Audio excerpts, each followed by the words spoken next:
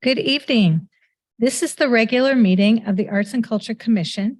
Today is Thursday, June 15th, 2023. Seeing a quorum, this meeting is officially called to order. Madam Recording Secretary, please take roll call. Commissioner McNair, Here. Commissioner Russell, Here. Commissioner Wu, Here. Commissioner Lopez Guerra, Here. Commissioner Hernandez, Here. Commissioner Rivera. Here. Thank you. Have quorum. Thank you. Please rise for the Pledge of Allegiance. Ready? Flag of the United States of America, to the republic for which it stands, one nation, under God, indivisible, with liberty and justice for all. Thank you. You may be seated.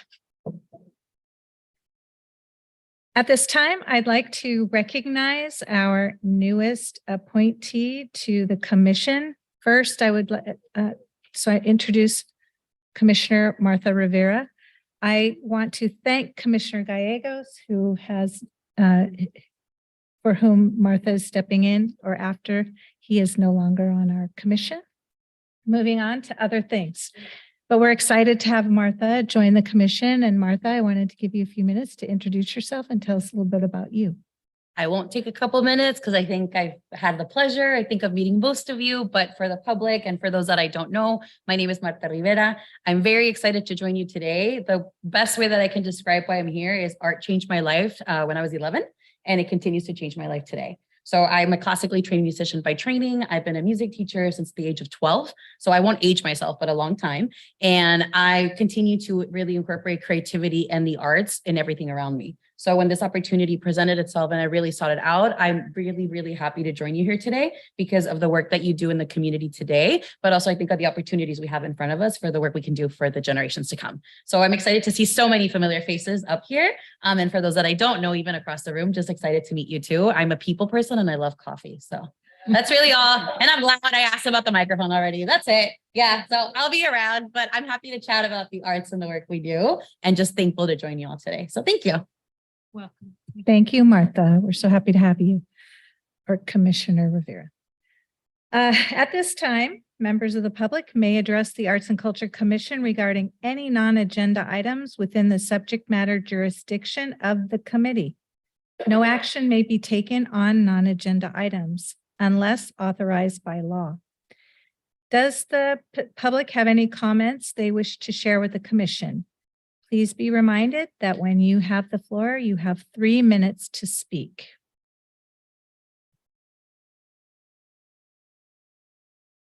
Okay. Hi, everybody. It's good to be back here. Welcome you all to, middle of 2023. Anyways, I'm excited to see you all. I'm excited. I'm a little out of breath because I rushed over here. Welcome to Commissioner. I'm here representing Media Arts Santa Ana. And we have an exciting announcement. We have the anniversary of our Media Arts Community Art Space, TVGBs, this Saturday. It's in the Santa Ana Arts Collective building, which we were one of the organizations that signed the letter of support for the RFP back in 2015. So we're excited to be there. It's affordable housing for artists and families. We did a lot of advocacy for the building and for artists' affordable housing in Santa Ana. And one of the things that we achieved, which was really great, was that for the families, a student can be considered the artist. So we've got people with MFAs, you've got people with long careers, but because of Santa Ana's makeup, we felt it was important that be an avenue for affordable housing. So we're celebrating, we call it TVGB, Televisions and Gigabytes. And we're celebrating with a full day of activities. Starting at 11, we invite you to come down. I know a lot of you are on our email list, but we're going to have a presentation at 11 and then an open house from noon to 4. And then at 5, we're doing a science fiction double feature of Rogue One and Star Wars. So back to back. So if you're a science fiction nut, you'll like that. We have a really big screen, go to audio. We'll have coffee, cake in the morning, and pizza and popcorn in the evening. We have a weekly coffee night. So if you like coffee, from 7 to 10, we provide high-speed internet for the building and anybody who comes in. We're starting a songwriters group, a Santa Ana Sound Circle on the 26th. We have a screenwriters group on the fourth Tuesday of the month. And we have the OC Indies Video Game Developer Monthly Meetup the last Wednesday of every month. So really connecting to the community, being a nexus, providing resources to the residents as well as the community. And we're right across from Norms. So that's the best thing. When we were advocating for artists' affordable housing, we said artists need three things. They need an affordable place to live, they need internet, and they need 24-hour access to coffee. So that's right there. We scored in that. So I want to invite you, I have some flyers here to hand out to give you some of our events and whatnot. We also have the call for our film fiesta, the 14th film fiesta. Today is the early bird call for entries. It's in October. ocfilmfiesta.org or masamedia.org are our websites. We have classes this summer. We have a smart walk in August at the OC Musicians Union, South Main Art, Retail, and Technology. Got a lot of good stuff coming up. We're excited. And we're also excited that we're coming to the conclusion of the surveys, the AEP surveys that we also advocated for. And I know we're at the last round. There's a couple of events still to do. Juneteenth, the Bowers is always good. We can't do it on Saturday because we've got our event.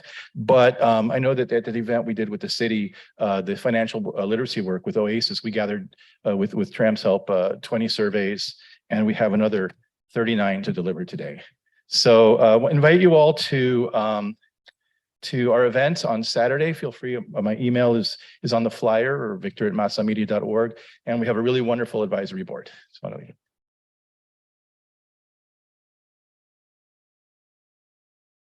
Madam Recording Secretary, are there any additional comments?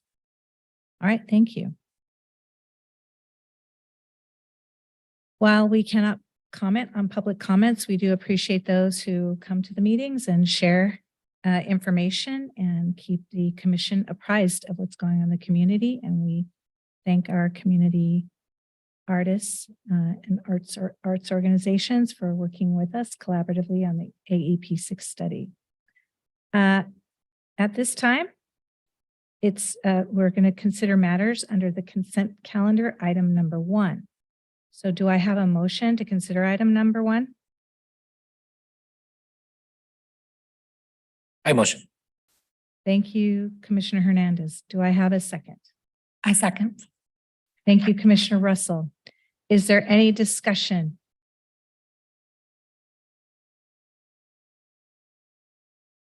Hearing none, then Madam Recording Secretary, can we take a vote? All in favor? Or Aye. Aye. any opposed? Okay, the motion passes. Before we move into the work study session, I want to thank this commission for the work that we've been doing, because what we're about to go into in discussion is really reflective of what this commission has been doing. I want to thank each and every one who is serving, who has served in the last couple of years, as we've really diligently striven, is that a word, to expand the sphere of what we can do and create more opportunities for artists. And I appreciate how much is happening. And as we move into this work study session, I want you to know that we have one item that we're going to be discussing, which is the sponsorships that we did last year. And we've increased that to $200,000. And right now, there's not going to be any action or motion taken on this. It's purely a discussion. So, as I said, the first item under this work study is discussion of the guidelines for the Arts and Culture Event Sponsorship Program for the fiscal year of 2023-24. So, Okay, thank you, Chair McNair. And to echo what she had just said, which is definitely this is a commission initiated and driven program. It was because of all your efforts, talking to your council members, mayor, all your representative, that gave us the initial 100,000. actually 2 years ago. And now they've increased it since to 200,000 because of more advocacy with your letter writing, op-ed campaigns and all that. So it was quite effective. And the community really appreciated it and really benefited from it. So next slide, please. And also, Tram, as you head into that, I'd like to add also that we did present to the city council on April 1st. We did a report on behalf of the Arts and Culture Commission before the city council, which was extraordinarily well received. Yes. And I'll update a little bit more about that later. I just don't want to forget. So this speaks to that. Thank you. Yes, they're very pleased with what's happening in the world of arts and culture for the city. So this was commission initiated in 2022. We were able to distribute $100,000 to 31 art events. Funding did rate from very small but impactful, $170 to $8,543. We will talk about that in a little bit, what all that means and any changes you want to see. 55% never received, of the applicants never received any city funding prior to this sponsorship. So that is a key point too, because we're bringing in new folks who before that wouldn't know how, wouldn't be able to qualify for other kinds of grants.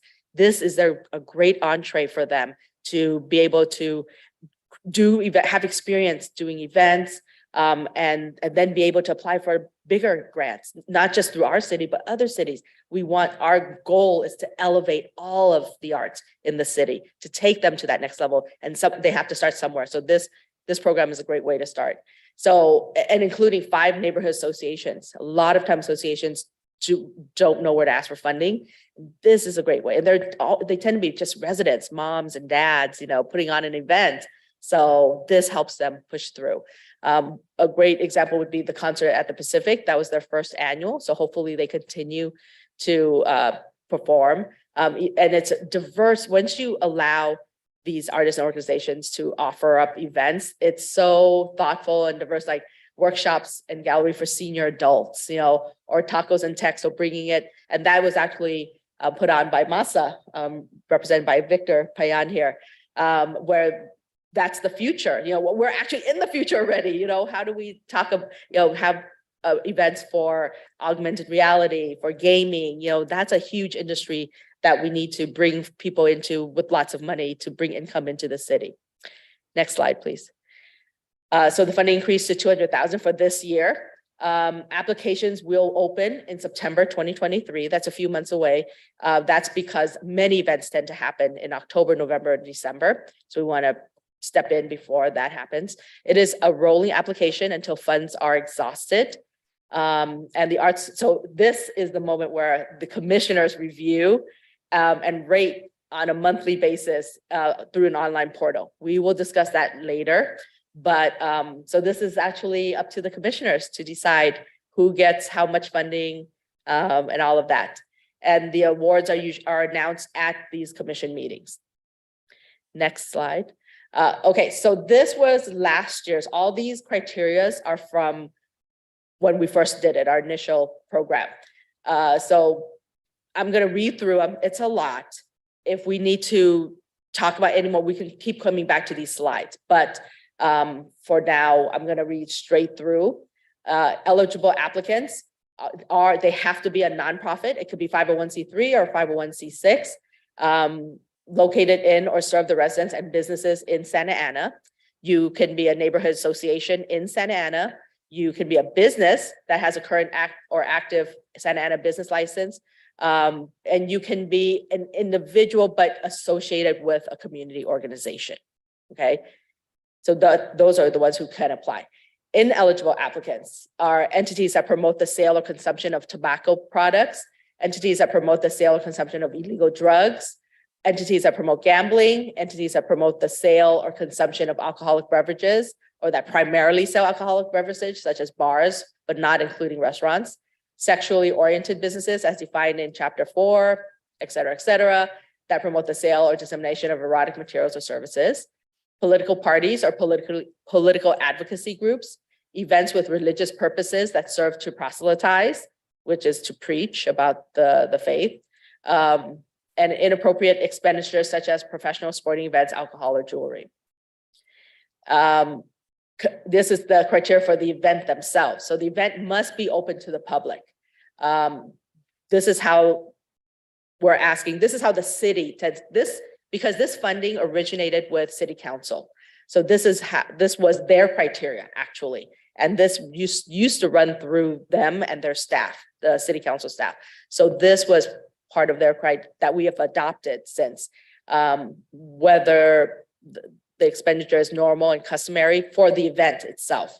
So is it appropriate what they're asking for when they list their budget? The relationship importance of the event to the city's mission, whether and the extent to which the event will create financial or administrative burdens on the city or require additional personnel, the extent and prominence of communications to the public regarding the event, the aesthetic characteristics of communications to the public regarding the event, whether the sponsorship will establish or will be perceived as establishing an inappropriate association, whether the event is or will be perceived to be politically oriented, religiously oriented, or offensive to segments of the city's citizenry, other factors that might undermine public confidence in the city's impartiality or interfere with the efficient delivery of city services or operations, and finally, whether the applicant failed to comply with other city grant funding requirements. Next slide, please. What we do not fund are events held, performed, or exhibited outside of the city of Santa Ana, events that are not accessible to the public. So private events will not be funded, and funds going directly into trusts, endowments, or cash reserves. So far, do you have any questions? I know that was a lot. Okay. Application submissions. So applicants will be accepted online only. And so that's how you're going to be reviewing them. And we go through Submittable, which we've been using for years. That's the online portal. Applicants may apply for one sponsorship per fiscal year. So that they only get one chance to receive funding. They can apply and we'll get to that. If they don't receive funding the first round, they can apply as many times as they'd like until they get the funding. But as you'll see, funding starts to dwindle as we get closer to the end. So that's to their disadvantage. However, so they can't, once they get funding, they can't say, oh, great, now I'm gonna apply again.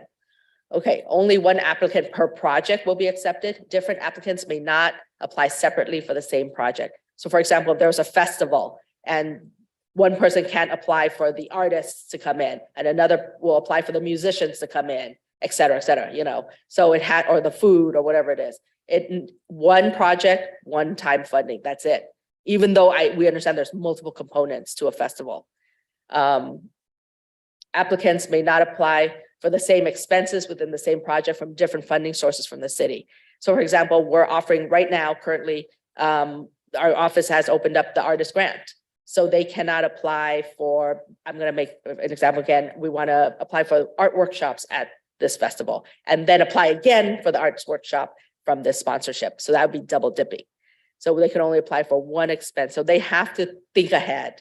And most of the time, I think just to clarify, these fundings are meant to supplement, to support your project. It is not meant to fund it entirely. So that's why these funds are meant to be like that. As you're working on your event, you're gonna, as you're trying to find funding from other sources, multiple sources, we always encourage that.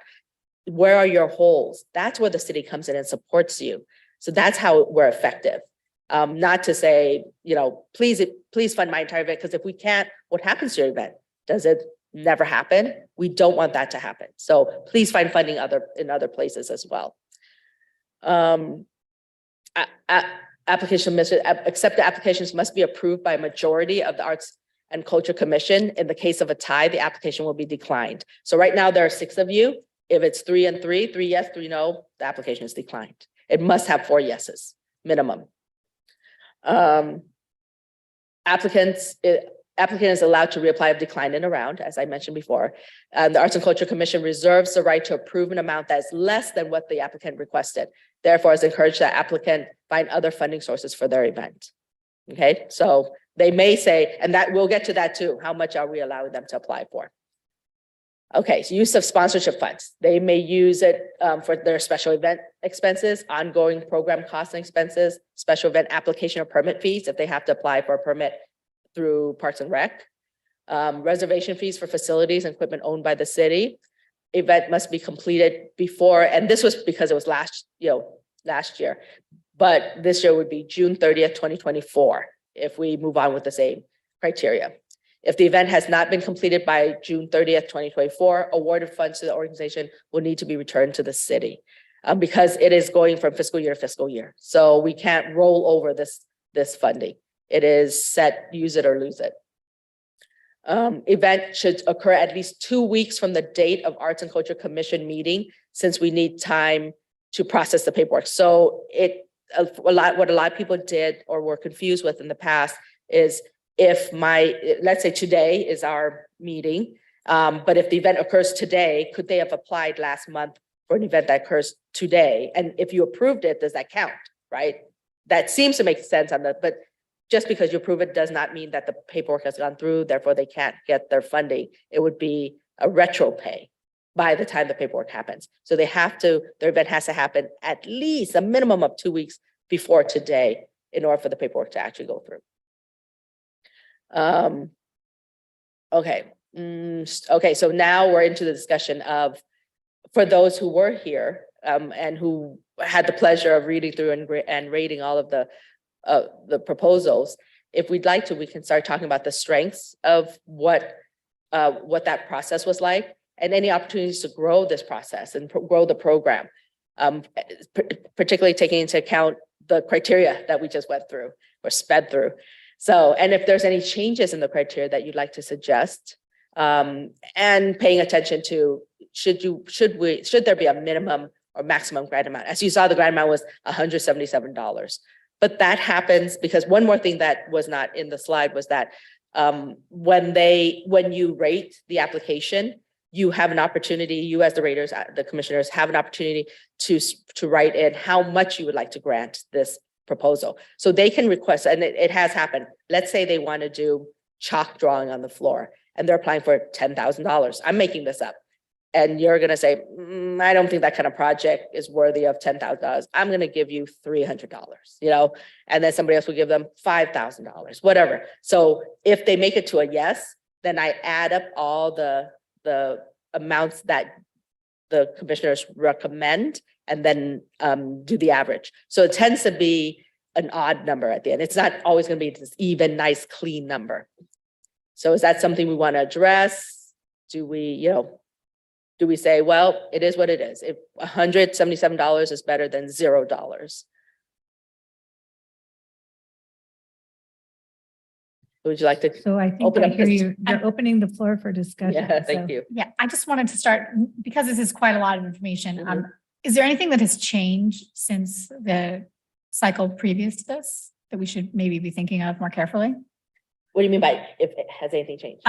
So the sponsorship program of 22-23 and Mhm. now this, what's the difference between the program and other Just than more money? money. Okay. Yeah. Well, if people could dust out their heads. Yeah. The Remember what you commissioners who did. it, yeah, provided a lot of good guidance and feedback at the time, so perhaps we tap into some of those things. But do we want to do a round or Sure, speak yeah. to any of the, just speak to the strengths, opportunities for growth, or just any point, just however it works? You were going to say Yeah. something, Commissioner Hernandez? Yeah, I have questions. So, yeah, it's been a while. So the applications will start sometime in September, and then it's going to be from September, like a year. When will the voting be ongoing, right? It will be ongoing until the funding is depleted. So from our experience last year, just to refresh everybody's memory, I think the $100,000 went through a cycle of, oh shoot, how many months was that? 4 or 5 months. Yeah, we were able to extend it for 4 or 5 months. So hopefully this can double that amount, if we go through the same criteria. And if I recall, to answer your question further, we all, that first time we did it, we divvied out a fair amount of money, but also not everybody knew. So the awareness was increasing over time, but we didn't have any strategies for how to anticipate So a lot went out initially and then it got really small amounts toward the end. So that might be something, a calibrating conversation of like we want to consider for each round. Do we want to just set aside this much and then the next round? And as Tram said, people can continue to apply for the next round till it's expended. I have a couple of questions for clarity, if I may, pardon me.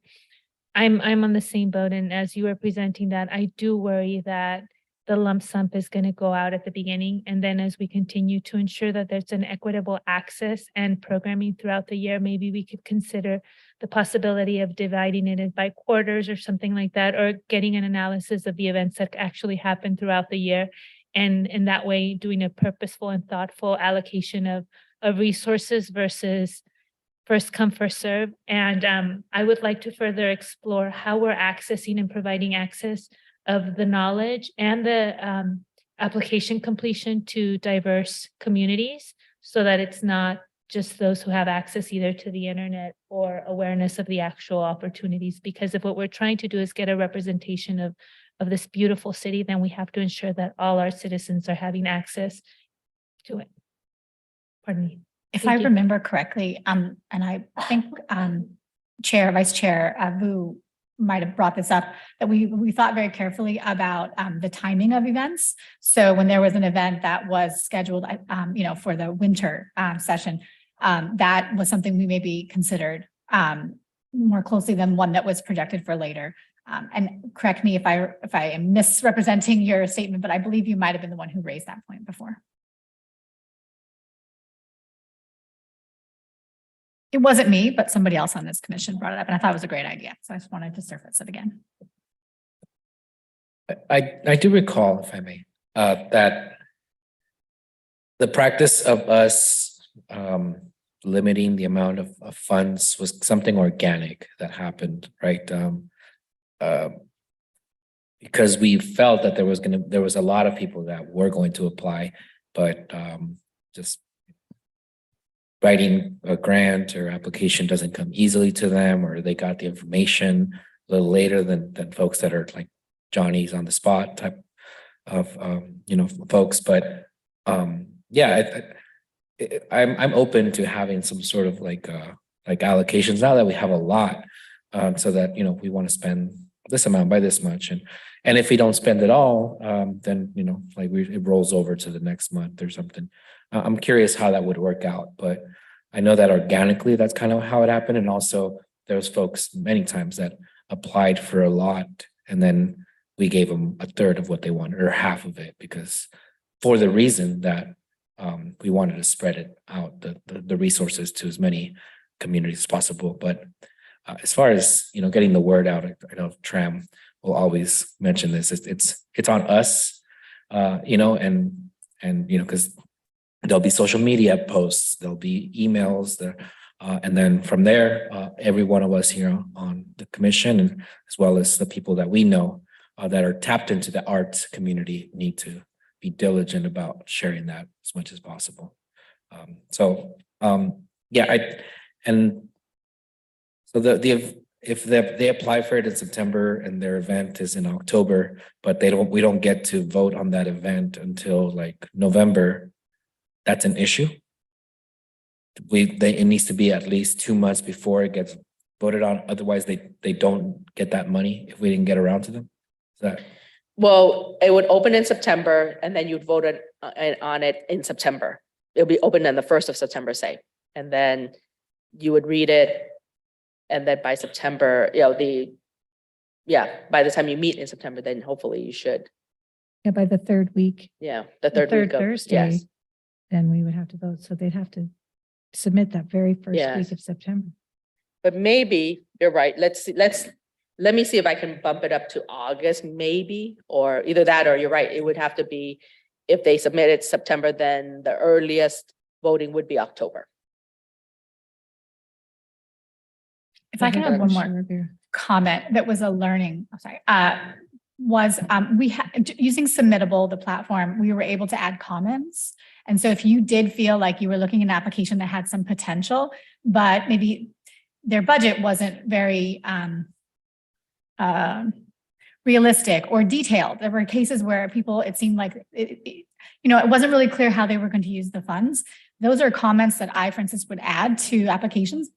And we did have applicants, I don't know how many, but I know I did read grants a second time. And so I think this is an interesting example. I don't think this happens very often where someone can then take that feedback and reapply with a stronger application. And so there's a bit of, I wouldn't call it mentorship exactly, but it's an interesting opportunity that I don't think exists in many places for artists.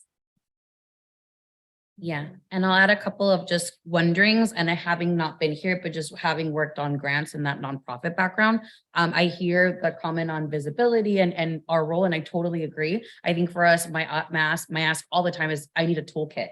It's really the packaging of that information for us to make it very accessible, and all the translation, all the materials being ready to go. I think for me, I'll just put it out there, that could be something interesting to think about. I think as we think of people applying, to go to Commissioner Lopez Guerra's point, applying only online and through a platform that to us may seem friendly. I love hearing that the neighborhood associations are being worked with and thinking about, do they all have access? And would we be hosting possible sessions on, here is the information you're going to need? Because grant writing and philanthropy is moving into that platform of valuing what's happening in our communities without these formal processes, yet we're still following a formal process. So how can we build a bridge in terms of that preparation, like so that we don't have to go back and ask the questions? It's we've really created like, here are the things you have to prepare to submit your application for it to be reviewed. Not that we'll approve it, but that it's pretty much as cohesive as it can be. That would be another one. One that I will tell you very openly and comfortably is I struggle with the understanding that we can have variability, so much variability in how much money each of us can give.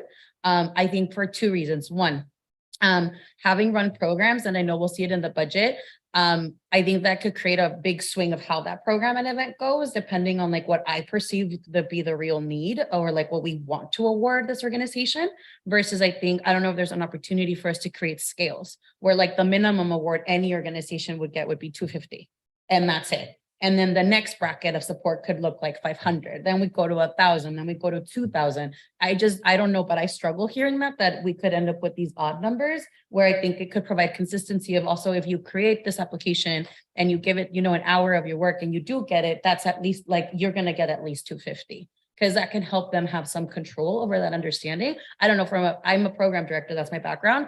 It would be really hard to just be like, well, I got $300. Like, well, what does that buy from the program structure? But I agree with you. And I loved hearing you say that it is supplemental. This isn't the thing that runs the event. It's a supplemental part, but I struggle in understanding my role in having so much variability. Again, the example you gave, right, could be $300 or $5,000. The person sitting next to me, like, how did we get to such extreme numbers? So I don't know if there could be like I don't know what it looks like to evaluate, but a ranking or a structure that really allows for that to be a little bit cleaner and we could have conversation because I do wonder why I would give someone 300 and Robin would give them 5,000. That to me says there's a conversation to be had in terms of kind of what we're seeing. So those were my but comments and wonderings. So Tram, could you clarify, by the way, did we have a limit last time per submission? It wasn't. Okay. Because some people might propose something that's $25,000 or $50,000 and some might only ask for $1,500. So that's a whole nother. Someone asked, I think, for like $177 or something, the Chalk Festival. So, I mean, it really was reflective, I think, of the size and scale of their events. So some of the neighborhood associations had much smaller budgets and some of the artists had much, more ambitious projects and we didn't fund them all, So that's something to keep in mind that I think people submitted based on their scope, which varied.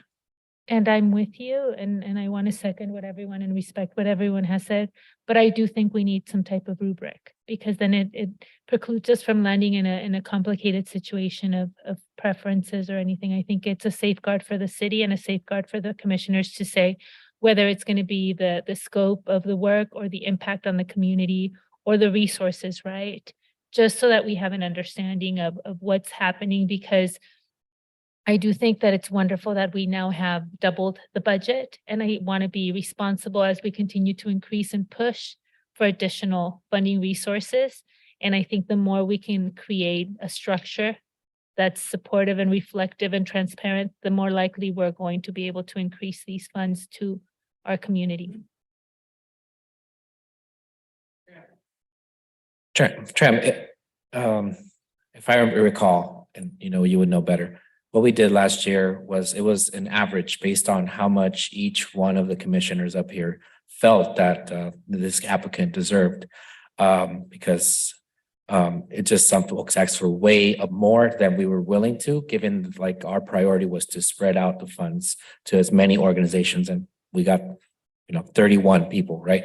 It was, wouldn't have happened if we would have given, for example, Bowers Museum, like all the money that they had wanted. And so part of it is just our own individual feelings about that organization and how much they need the money compared to other smaller groups too. So I felt like that's where I preferred the process that we did last year, as far as, you know, if the different commissioners feel that they have more or less, then we come to a medium, the average, right? Based on what everybody said, and that's the money. That's where it got into different numbers. But can you recall how that process was, as far as how they came to it, and maybe why we didn't get like, oh, well, we have 500, 1,000, 5,000, and 10,000.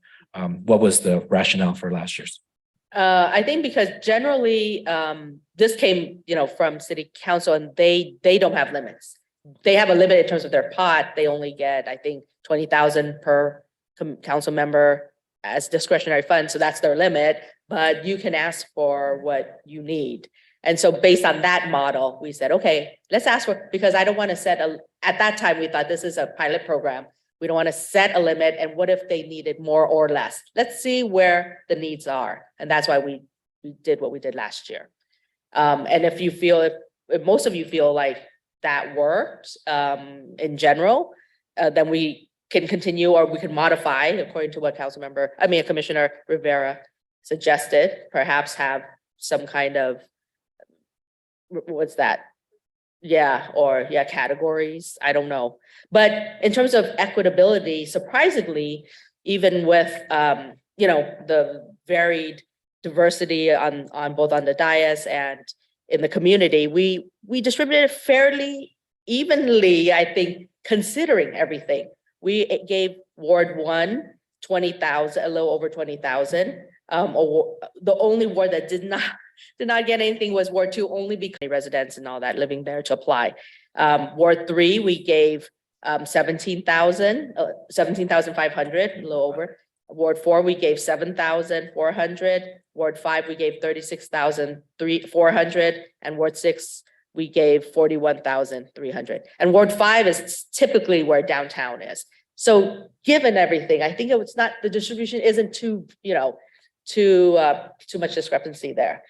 So we did a great job in that sense. And just to address the comment about the rubric, there is a rubric and submittable, but you can maybe elaborate on it.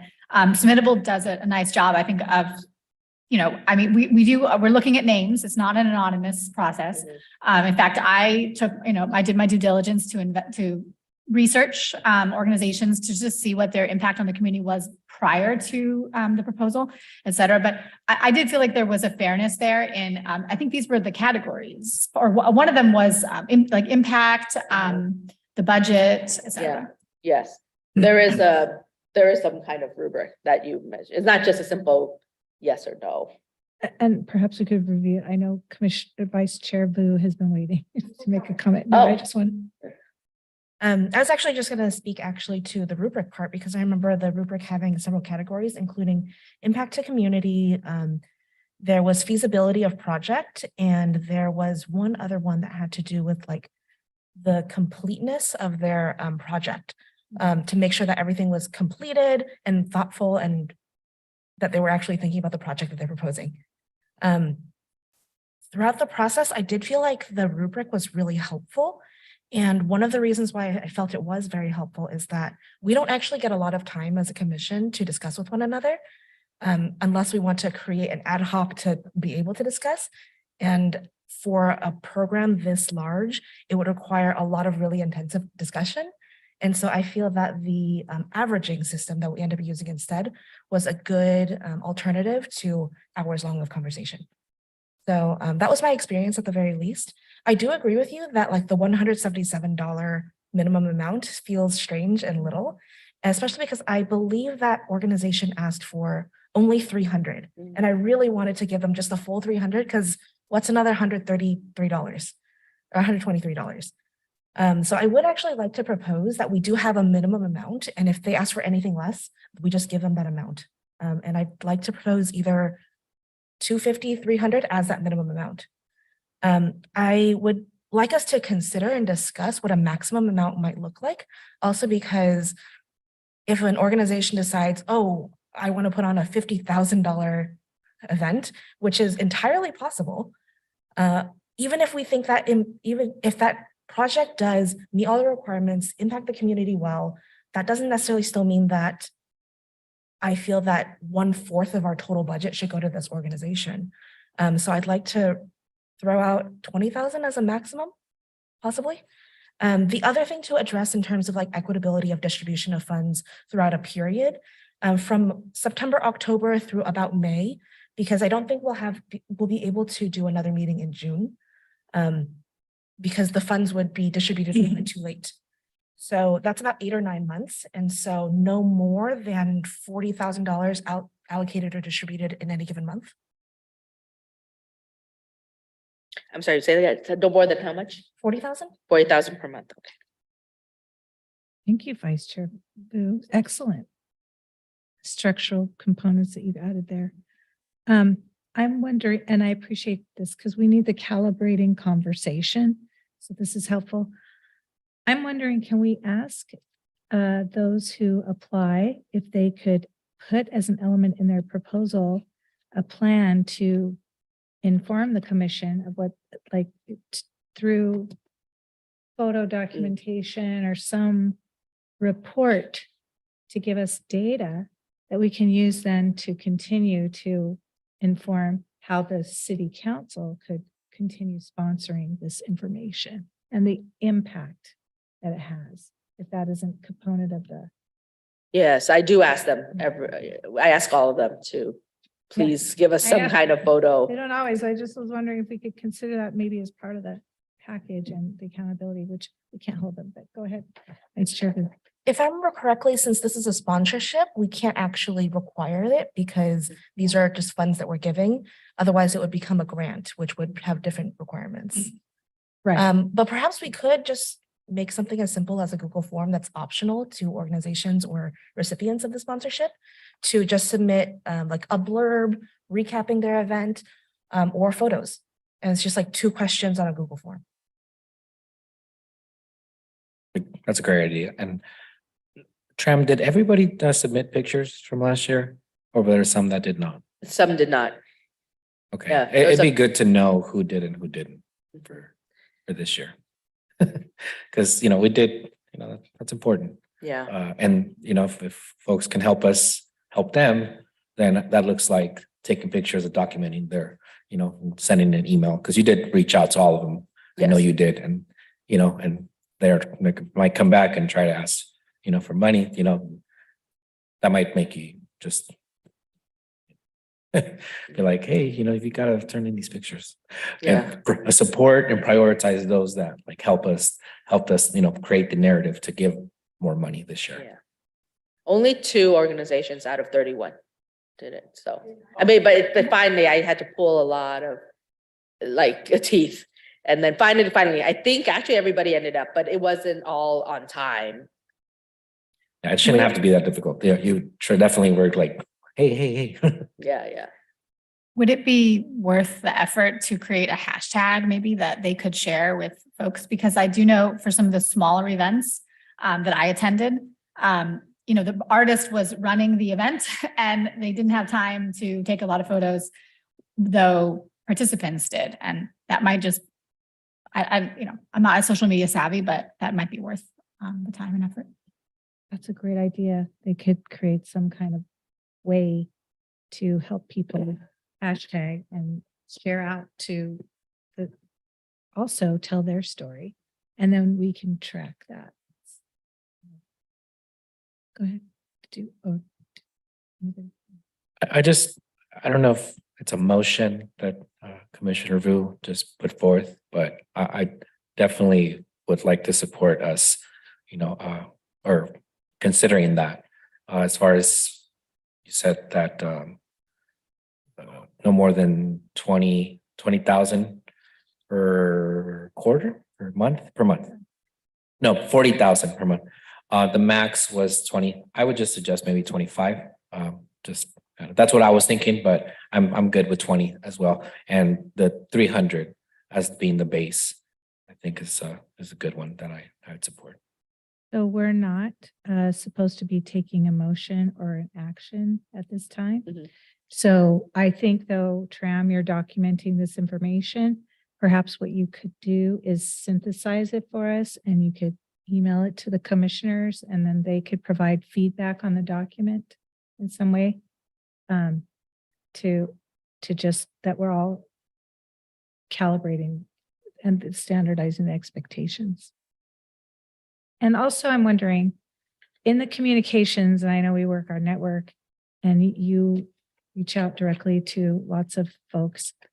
What about, so commissioners here, we maybe come up with a plan to, like, for example, who could or should we or do you attend like the Comlink meeting, which is all the 64 neighborhood I do. associations? I do the presentations at Comlink and at different neighborhood association meetings and share with them physical flyers. And I work with Margarita and her team to do that too. So I also know that every city council member is having their own Saturday conversations or coffee with your council member or whatever. So you could reach out to your individual council member for whom you represent, and you could attend one of their meetings and just talk about the opportunities in the ward and make sure, you know, your council member has information that they could distribute as well.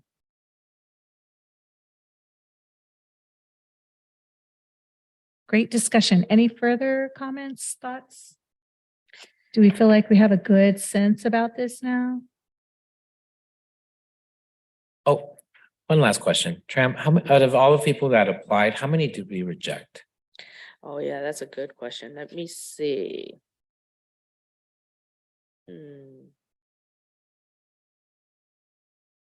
Oh, there were 70 applications submitted and 31 were awarded.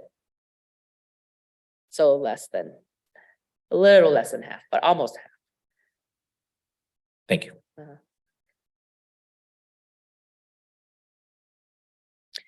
Are we done with the discussion? Or would you like to discuss some more? No? Wait, one more question. Because I think Commissioner Lopez Guerra brought it up, or maybe Commissioner Rivera, that there are workshops, correct? That are being held to advise artists about the guidelines and dates and deadlines, et cetera, to keep aware of. Is that correct? I know there are with grants. I'm not sure. Again, considering that we have a limitation on our staffing to support these things, is that something that commissioners could lead? Forums, informational forums? Because we are a working commission. As a, go ahead. I wonder if it has to be something that we keep doing, or if we could be provided with a video again, and it's provided in multiple languages, and it could be 5 minutes of just the slides you even just did. It has to do this, it can't do this. Here are the common questions that you get emailed a lot, right? Like wonderings or the comments we have to make, like an evaluation of the sponsorships and what was a common thing we have to keep redirecting and giving an example. And it could be a 5-minute video. And we can help as commissioner, I think, redirect all that attention of like, if you need more information, go here. But I think it's not a grant. Grants very typically do that, but I still think it's nice just to have someone explain it to you sometimes verbally, because it can also just be a lot of content to read. So that's just a thought. It could be a video, or we do stuff too. I wonder too, if we can generate some kind of FAQ.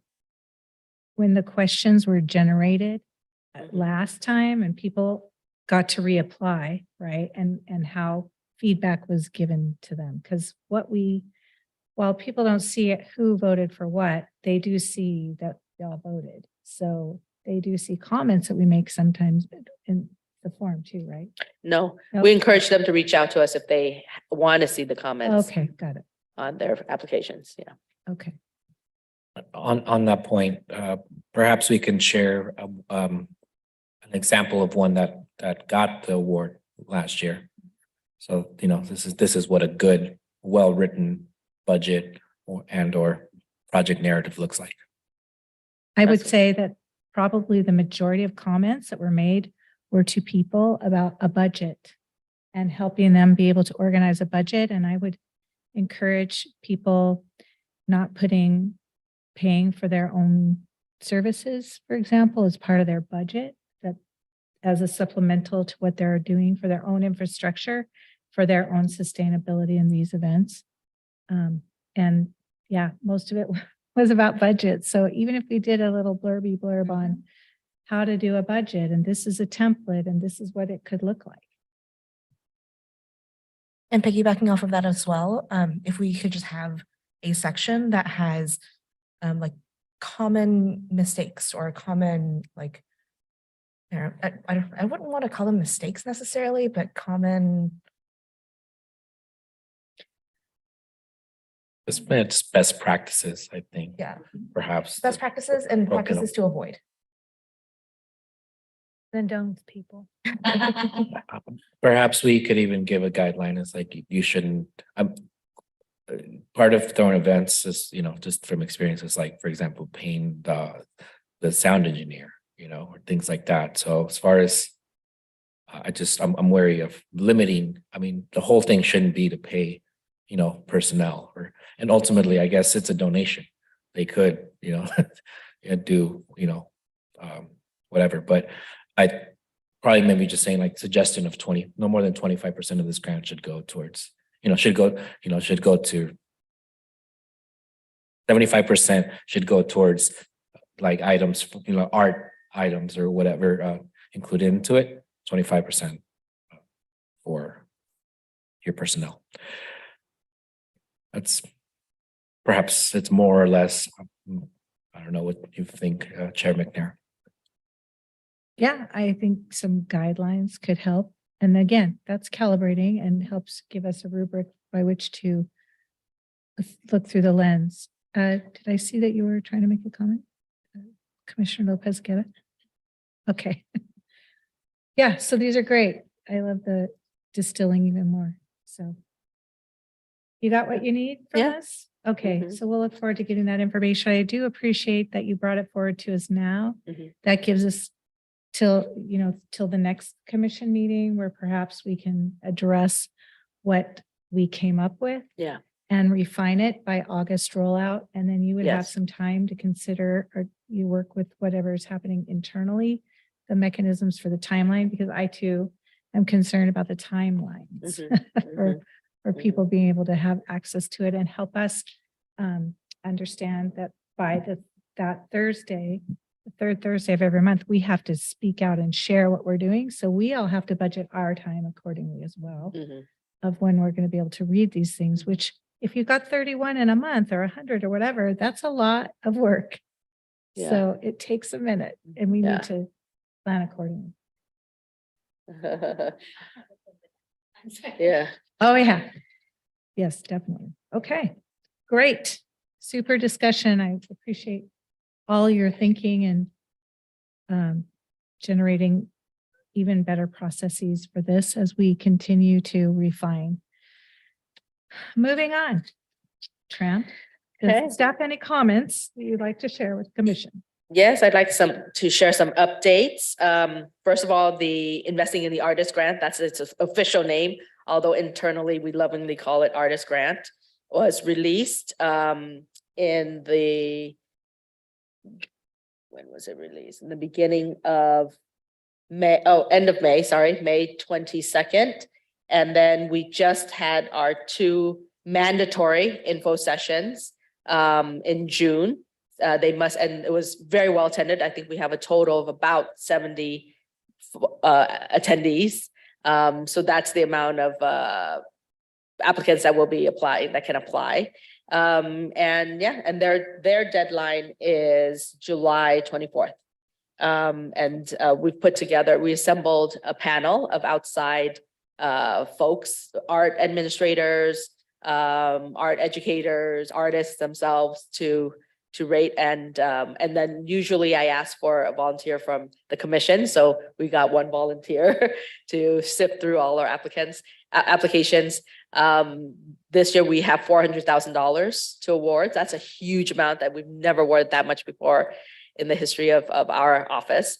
So we're excited to see what kinds of projects people will come up with. This year's theme is what's that? Interactive and oh my goodness, all of a sudden it slipped me.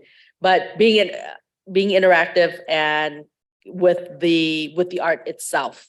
So because we've been kind of isolated through COVID and the pandemic, the city wanted to encourage some kind of public piece to bring people, or public programming to bring people together again now, and to start being interactive and social. And so participatory, that's the word I was looking for. So how does your project or your art piece, how is it participatory so that it brings folks together and interactive? So we'll see what happens. I'm actually very excited for this year's. And then update on the Arts Economic Prosperity Report. It is actually due. I think the hard deadline is June 23rd, but they have to receive all of the surveys by then. So I have to mail it no later than June 19th, which makes this weekend the last weekend we can start collect surveys. I know, but you know what? When I first brought it up from the beginning of this month till now, we've collected, I think, at least 100, if not more, and we were down by 300. So we need to collect just 200 more. And I think we can with Juneteenth, with so many events this week, coming up this weekend. And I know it's Father's Day, so I know it's like might, impact your schedule. But if we have 1, 2, 3, 4, 5, 6 people divided by 200, how many, if you all can just collect, how much is that? I don't know, math wise, but less than 50, each of you, we can make it. We can do 200 if we all collect. So do you think you'll be able to, each of you collect? Yes, 30 surveys. That's all I ask. Each of you can collect. And I found that paper surveys are the most effective. I think when you have people do, because I thought when I first started, I thought the QR code and the links were going to be easier. It's seemingly easier, but then you're dealing with Wi-Fi connectivity issues. People can't type in, scrolling, their phone dying. So it created more problems. If you just put a piece of paper in front of them with a pen, they're going to do it in a minute, 2 minutes, and they're done. So please, 30 surveys, and we will be successful. Maybe not 2 minutes. Huh? Maybe not 2 minutes. I kind of took a few more minutes on that. But depending on, some people are really fast and then others actually read each word. So we'll see. And then finally, we have selected a recipient for the Bridging the Gap, the graffiti art program, the year-long art program to engage youths into creating public art murals and learning the process and meeting mentors. It's a beautiful program. So the panel did recommend somebody to a recipient to award, and they will come by next meeting to present about, what their curriculum will be, what they propose the program to be. So next meeting will be very exciting. We're going to have the GAP presentation on the GAP program, continue discussion on this sponsorship program, and more. That's it. That's all I have. Excellent. Thank you. Do any of the commissioners have any comments that they wish to share? Okay. Commissioner Hernandez, I saw, and then Commissioner Russell, Vice Chair Vu. Yeah, I just I definitely want to lift up Tram's request to us. So I know other folks have been pulling their weight up.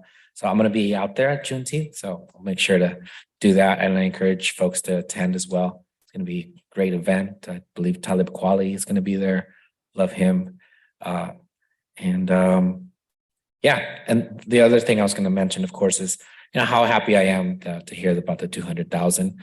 As you mentioned, Tram, this was the work of us, and not just us, but the work of the council. That, you know, and so elections matter, you know, because then that prioritizes where the monies go. In a city where, you know, around 50% of the budget goes to the police, you know, we didn't seem to have enough money for arts and culture.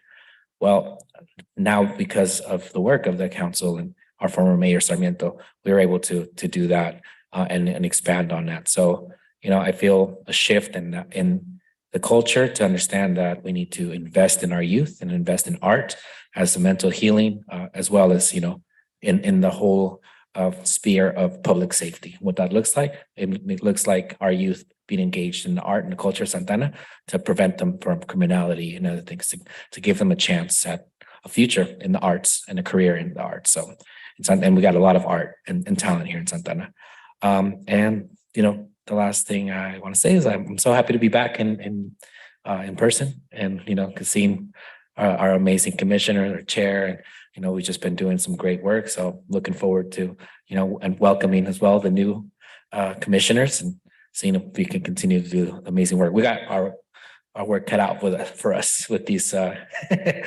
these grants, but it's going to be great. We're going to be funding a lot of amazing work. Can't wait. Thank you.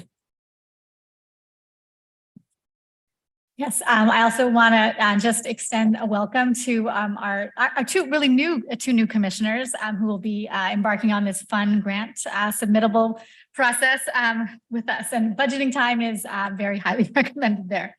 I have quite a few events that are coming up that I just want to highlight and concerns. One, I don't know if anyone reads the New York Times, but on June 9th, there was an article about the skating culture in LA, it mentioned, but I mentioned it because Santa Ana was featured in 2 photos very prominently. One featured one of our local artists, Marina Aguilera, and her green parrot that says Santa Ana on it. And so while the article wasn't about our city, it was about one of the Blading Cup that happens here, will be happening here twice now in our downtown. I just thought it was so amazing that Marina Aguilera was her artwork was featured in, you know, a national newspaper, and also the new artwork outside of Hammerberger by Exis the Witness, if I'm saying his name right. And so I just think that's such a great thing that our art was worthy of photographing, and was a great way to really honor, you know, this alignment of commerce, because the Blading Cup of commerce and art, because the Blading Cup, I don't know that we think of it as an art form, but if you attend, it takes a lot of acrobatic, and there's so much style and fashion and music.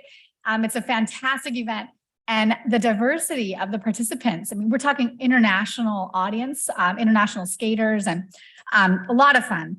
I also just want to commend the community engagement and Casa Bloom Studios. I think if I have the name fully right, they just launched a new partnership to highlight local photographers every month. It's called the Art Space OC. I'm just so excited. I'm going to name the artists: Britt Samuels, Albertina Norman, William Margo, Steady Jenny, and Carissa Raya. Forgive me if I got anyone name incorrect. And just another example of kind of, you know, somewhat of a commerce and art alignment there. We also have Corazon Coffee just relocated. And I don't know the name of the artist. I need to come back with that, but they commissioned an artwork inside of their space. So really just bringing a lot of beautiful things. And I was there the other day, and it was filled with students from OSHA. I had to wait for like 20 minutes. So that was great. There's another artwork by the local muralist, Roger Eyes, that is developing. I need to actually go and check it up behind Hector's on Broadway. Just so excited to see that developing. And then before my eyes, alongside the new Collective building, another mural just went up. It seemed like overnight. And so I'm just really excited to get to look at that more closely. I think there's the patio from the local, not brewery, but, you know, Native Sun is a great place to really see it in its full illumination. The SAUSD and the Santa Ana Community Artists Coalition just launched their project to help restore the historic murals on two of our elementary schools, Fremont and Monroe Elementary Schools. And it's just such a great example because they're bringing students into the process. So it's not like this artwork is just going up overnight. Or being restored, but they're helping to educate students about the process, and they're working alongside professionals from the art restoration community, I believe from Los Angeles. So I am just so excited to see that and see our youth get this education and this experience and be so proud of how their schools are a part of our art history. Grand Central, if you haven't been, is featuring two Santa Ana artists. I'm so excited. Alicia Rojas and Adriana Martinez, both with her artwork is Dreamers, and it's photos of her youth that she created in watercolor, and it's just the most precious, and I just connected with it immediately. And then with Honey in the Mouth, Alicia Rojas, who's been getting all kinds of press, both in Los Angeles Times and I think in local colleges. She also just was awarded a statewide fellowship with, it's the inaugural fellowship with the California Creative Corps, which means that she as an artist will get a salary and a budget to produce more artwork. So she's one of 18 people. And the best part after, I mean, obviously that's great that we have another artist from Santa Ana in a statewide position, but she's going to be highlighting the work of Latino Health Access, the Las Promotoras, and really archiving their work during the COVID-19 pandemic. So we may not get a memorial for COVID-19, but we will have these stories memorialized and celebrated by local artists. And I love how these intersections of health and art and community are all coming together. The Juneteenth Festival, I'm so excited. Don't forget Lighter Shade of Brown's gonna be there. Hello. Maybe I'm older. And Libromobile is also celebrating another local writer. I'm so excited to attend this, our local, I call her our surrealist writer, Maritza Rubio.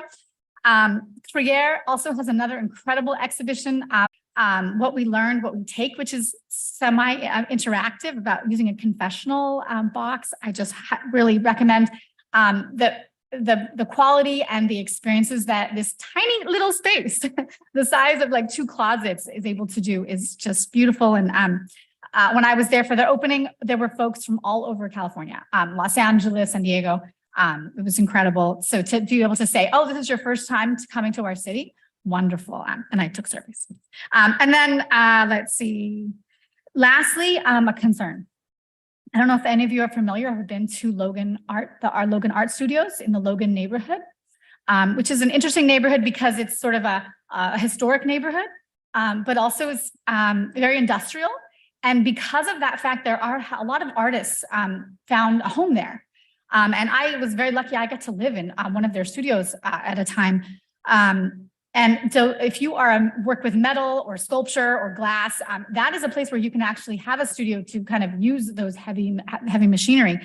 And Logan Studios you might recognize it because it used to have a stairwell kind of rising out of the ground, which I believe it has a historic quality to it. I mean, there's not many places that are like that. It also has a distillery there, which makes it also very significant.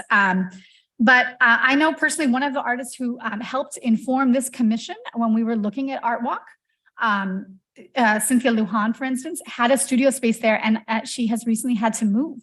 And I don't know if she will return to Santa Ana for her artwork. But this is a concern. You know, we need housing for artists for sure. We also need to ensure that we are helping support and enable their art spaces so they can create art here and stay local. And so it really concerns me that this one space that housed artists who worked with metal, ceramics, painting, glass, et cetera, and especially artists like Lujan, who really engages her community in unique ways, will not be here anymore. And so I implore us to talk to our council members to consider whether that building has any historical significance, possibly, that we could marshal energies around to preserve it so that we don't lose these art spaces. Because I don't know how many more of them, you know, if that building, for instance, were to go into other hands and become housing or commercial or something like that, we don't get those back very easily. Oh, and last one, I just want to also commend the Art Walk team, Logan, Crow, and the Frida, because Art Walk keeps getting bigger. there are more vendors. It keeps getting more interesting. I spent quite a number of, made quite a number of purchases at the last art walk. So it's working.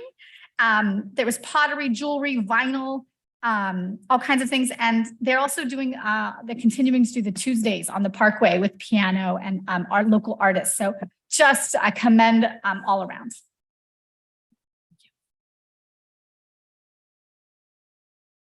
First of all, I'd like to welcome both Commissioner Rivera and Commissioner Lopez Guerra.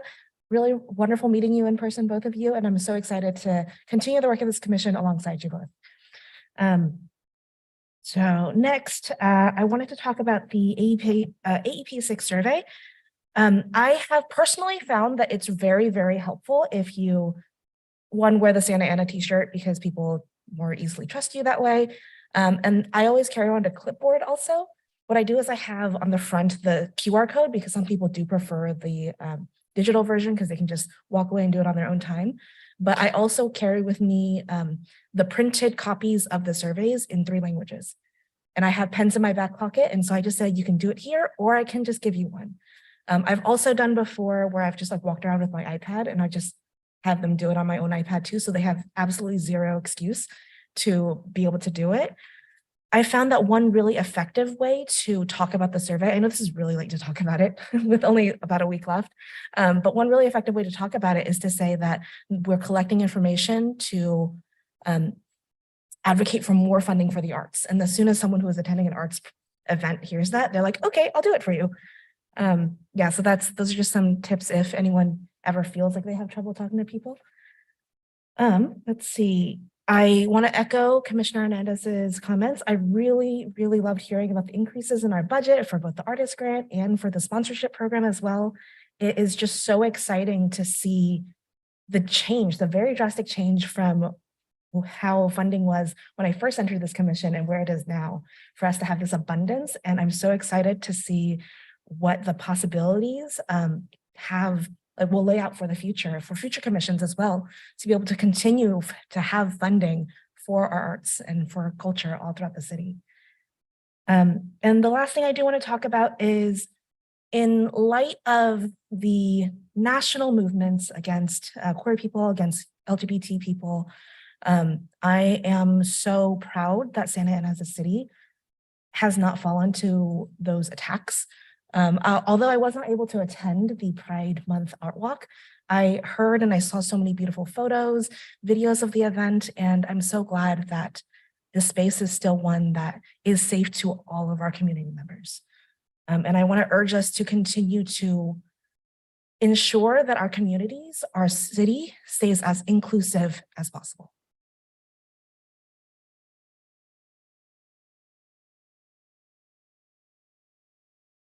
Well, thank you. I want to, wow, I feel exhausted listening to the magnitude of things that are happening. It's very exciting.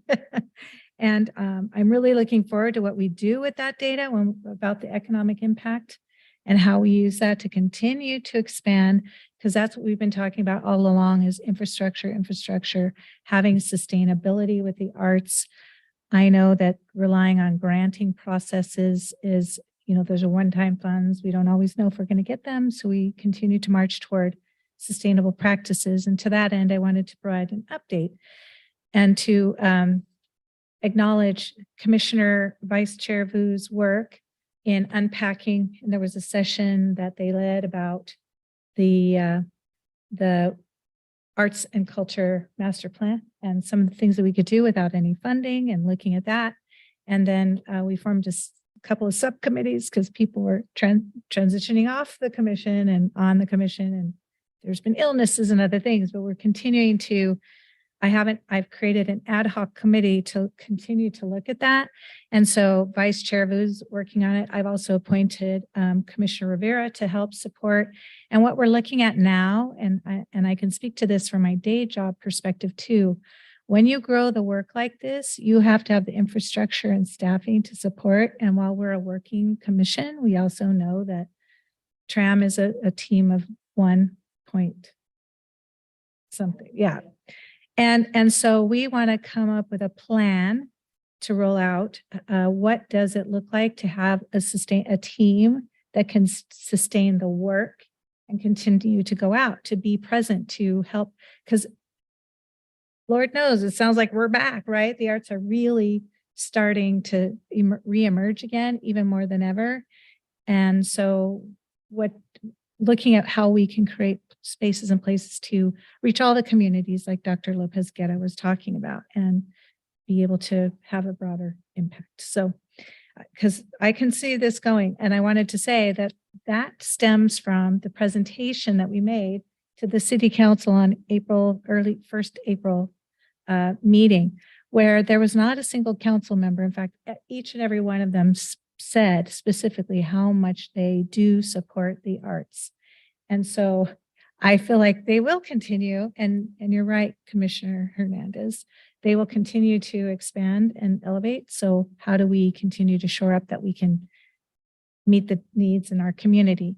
And I want to encourage everybody to read this amazing book. It's called Your Brain on Art.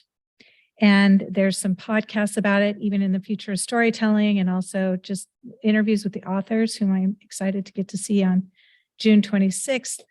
That said, it really speaks to the need of why we need the arts so much. And it gives relevant and recent data and research. So I encourage everybody that will help us have language for advocacy as well. Thank you, Commissioner Russell, for pointing out the mural projects. I'm very excited. I wanted to speak to that. There's going to be an unveiling on August 18th for the Fremont mural restoration. As I drove in, I was looking at the beautiful textured relief mural here, which is by Sergio Ocadiz. That is who also did that mural restoration, or did that original mural. His daughter and grandson have been involved in the process. His grandson's actually working on it, and his daughter has been guiding that process as well. And this is a very important, significant thing to the community. So we're going to have an unveiling on August 18th, and I'll invite you all. And also, Commissioner Russell, I wanted to get clarity, and you can tell me this later, but are the people in the Logan studios being evicted, or why are they leaving? It was unclear to me. You're right. I'm searching for more information. For instance, I don't know the number of artists who have left, but I do know that from social media posts, for instance, that she packed up her art studio after having been there for 5 years.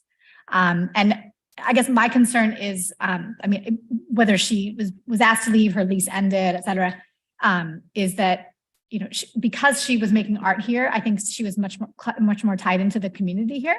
And so you did see her work on other projects with entities here. I don't believe she's based in Santa Ana because I know she works with the Long Beach, I'm going to get the name wrong, but the Long Beach Art Commission. In fact, she's helped when she came to the Art Council, when she helped us, it was because of her experience working in Long Beach. And so she brought that expertise here. She brought that experience here. So we're losing artists. We're losing art spaces. We're losing artists. So perhaps I could ask you to head up some kind of research or to bring back to let us know Most what definitely. is going on with that particular thing, so we can understand as we are creating, we're creating more arts and arts experiences and all this opportunity. We don't want to be driving out artists at the same time. So I would love for you to bring back to us some more research about that. I am very excited to tell you that on July 6th, 7th, 5th, 6th, 7th, and 8th, that's I think a Thursday, Friday, Saturday, Santa Ana Unified School District is providing 2 free musicals. This is a very exciting opportunity for the entire family. The school district invests a lot into it, because we want this to be an elevated experience, not only for our kids, for the community. You're going to not even realize that you're seeing students in schools. So there's a Peter Pan is put on by 3rd through 8th grade students. And the high school one is Addams Family. So we welcome you to come. I wish it was happening during the time of collecting surveys, because we did it last year. And we really are excited to have that free opportunity for all the people in our community. So please share the word. And I'm excited too that the school district is also expanding the murals within the city, where we're going to have a very beautiful marquee experience at Washington Elementary School with 5 murals going up from various artists in the local community who are contributing to that. So as we add them, we are going to work with Travel Santa Ana and the city to make sure those are part of the documentation of the repository that we have within our mural projects. And thank you again to all of you continuing to help us expand our thinking about what are the arts. I know we are doing a lot with murals right now, but there's so many ways of engaging, and I'm looking forward to us helping those who are bringing experiences. To Tram's point, people are wanting to pay for experiences. They're investing in that. So I look forward to the experiences that our community will bring for our community. So I think that's it. That's all I had. Oh, no, there's one more thing I need to say. Sorry. Next month is elections. So we will be voting for a new chair and a new vice chair. So I just wanted to make you aware that that will be happening next month. And that's it. Well, So before you conclude though, Chairman Eric, I forgot to thank actually Victor and Masa for helping us at this last push across the line. So he really, really worked hard because I know he was one of the initial advocates for this report. So thank you so much, Victor, and your team for helping us collect. I forgot to mention that you also got 50 surveys at the end. Yeah, I went out, and so I know how hard it is because I actually was able to collect 50, but that was begging and, you know, like, please, I found the most effective ways to say, I just need to collect 50. Can you help me? You know? And people are very willing, but still, it was a lot of pounding payment and it took all day to get that 50. But thank you, everybody, for all your hard work. yes, thank you. I really appreciate this commission so much. That said, this meeting is officially adjourned. I want to go like this because the gavel's here. The next regular meeting is scheduled for Thursday, July 20th, 2023 at 5:30 p.m. here in the council chambers. So we look forward to seeing you next time. Thank you.